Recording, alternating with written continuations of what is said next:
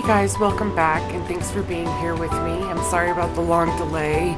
Everything hit the fan at once and I just couldn't make any videos. But I'm back now and I'd like to make some potato gnocchi with you guys with some Whey sauce. So if you are a cheese maker, this is an idea to do with your extra. We're going to start off by boiling some potatoes. Just wash them and throw them into some boiling water whole. We'll peel them later.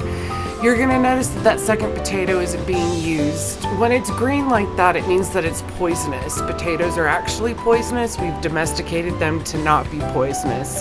There's a lot of really great documentaries about Peruvians and how they process their potatoes because they still harvest wild potatoes. Very, very interesting because yeah, you see here that one potato is great. We're going to open up the second one and it's just not going to do it. Don't eat those. Do not eat those. We had enough potatoes to make this with that one potato, so it wasn't really a big loss. Extra Whey. I know there's all sorts of tricks to peeling these. My hands are not that tough, so if you can do it where you just like slice around and just peel off the skin, great, do that. I am just not that person. So we're gonna get these all peeled. Looking back at this second potato on the footage, you can tell that I shouldn't have used it to begin with.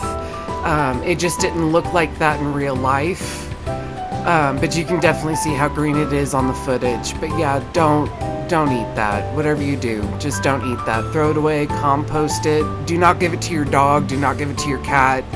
Go straight to the trash. But I'm not doing this with a ricer. I am doing this with a fork. I want to show that you can make stuff like this without fancy equipment. You might need to boil your potato a couple minutes longer so it's super, super soft, but it is completely possible to make things like gnocchi and stuff without actually having to buy extra equipment if it's not in your budget. Because potatoes are cheap and flour is cheap, but a ricer can get pretty expensive. These are herb gnocchi, so I just used what I had in the refrigerator, which was some thyme, some parsley, and some mint. By all means, use which ones you like. I just happen to like these together, actually. But you can use whatever herbs you really like. It's not really a big deal. If you've made it this far into the video, give me a like and a subscribe, please. We're trying to make it to 1,000. Now, when I'm not using a ricer, I give it a good mash with just the potato, a good mash with the herb. I add the egg, and I give it another good mash before adding the flour.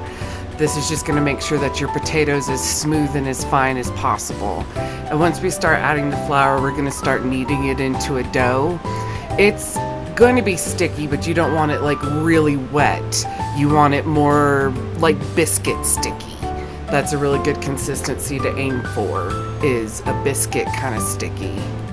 So for about a pound of potato that we have here, that's going to be probably 2 eggs and about 2 cups of flours to get to that nice biscuit consistency. I usually add the flour slowly and then just stop when I get to the right consistency, but it usually ends up being about 2 cups. Once you get to your consistency, you're going to want to knead for probably about 5 to 7 minutes to build up just a little bit of gluten so you get a nice soft gnocchi. That's about what we're looking for right there. That's really good. And now we're going to flour the surface. I cut it into thirds and roll it out into a tube. There's all sorts of ways you can make and style your gnocchi. I like this way. I'm all about just rustic and basic, so I just roll it out into a long tube and then cut it into about 1/2-inch pieces.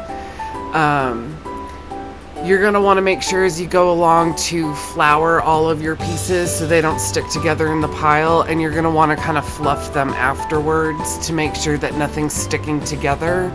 Gnocchi really will stick together if left unattended. It's a wet dough. You're going to want to make sure you have plenty of extra flour on hand.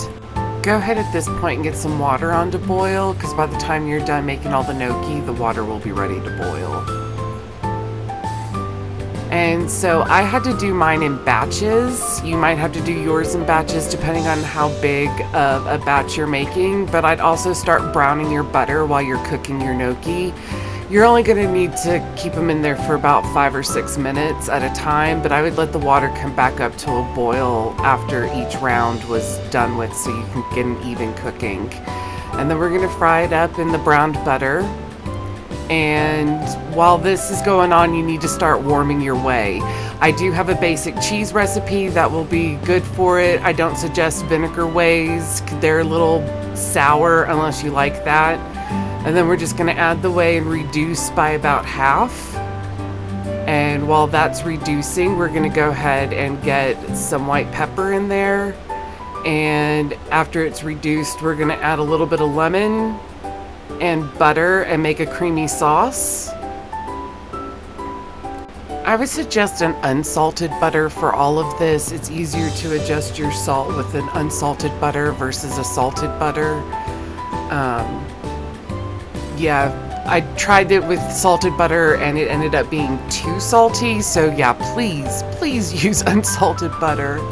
We're gonna add just a little bit of cheese to the sauce, not a lot, probably about an ounce or so, just to give it a little bit of saltiness.